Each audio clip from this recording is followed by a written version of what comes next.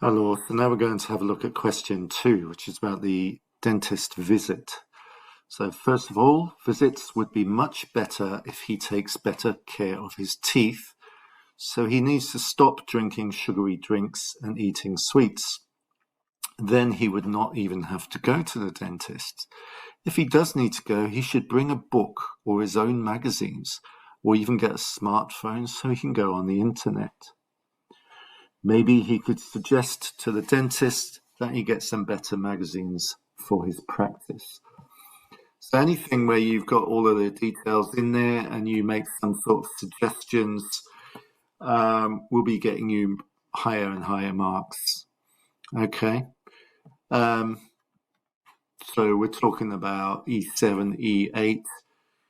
You need confidence in what you're writing, full accuracy, giving opinions, and obviously referring them to the text. Okay.